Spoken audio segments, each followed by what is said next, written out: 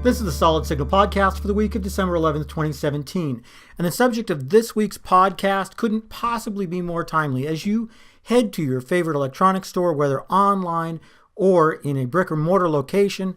You're possibly thinking of buying one of those impossibly cheap 4K televisions. And you're thinking, hey, I'm wishing that Mr. Podcast guy over at Solid Signal would tell me whether or not I was about to make a gigantic mistake in spending all that money for a 4K TV. And the answer is no. Why? Because they're just so inexpensive these days. Back a couple of years ago, when 4K televisions were routinely just beginning to drop below that $1,500 barrier, I said don't spend the extra money because they're not going to give you a whole bunch more quality and you're going to want to replace them soon. Well, the truth is you still may want to replace that 4K TV fairly soon, but the point is they're just so darn cheap now. Even a decently spec'd out HDR television can be well under $1,000 depending on the size that you're looking at. And if you're doing everything that you should when choosing a 4K television, looking at HDR and compatibility with all the equipment that you're going to hook up to it and making sure that it supports the apps that you want, the point is that you're going to be just fine. Televisions today have a lifespan of about 5 to 7 years. That's been true for about 20 years. And so I really think that anything that you buy today, if you're really smart about it, is going to last you the next 5 to 7 years. You may want to have some sort of converter box device that you attach to it if you're going to be using over-the-air antenna. But otherwise, I think you're going to be okay. And really, that talks about how we've really entered into a new phase with 4K. 4K for many years was one of those, well, where's the 4K? There isn't any 4K. And it's true, there still isn't a whole lot of 4K. There isn't any real broadcast 4K.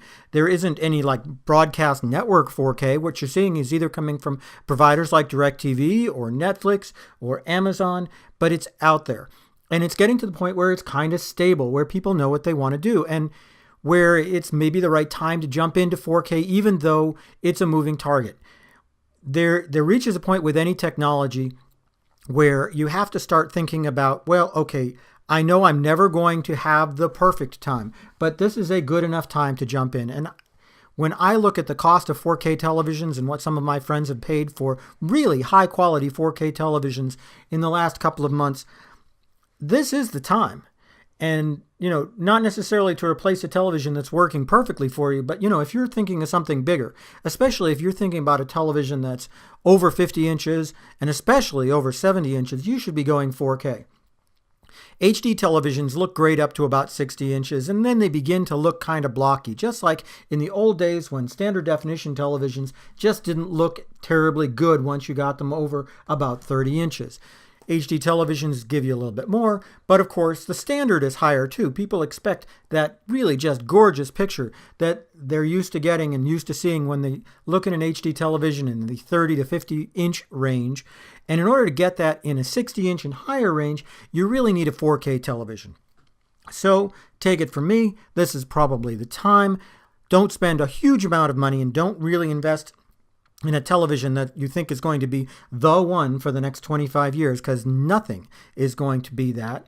But sometimes it's all about meeting Mr. Right, and sometimes it's all about meeting Mr. Right now. Hey, I think I finally happened upon the title of this week's podcast, Mr. Right Now. That's about it, though. I'm going to call this one a little bit shorter. I hope you guys have a great week, and I will talk to you again soon.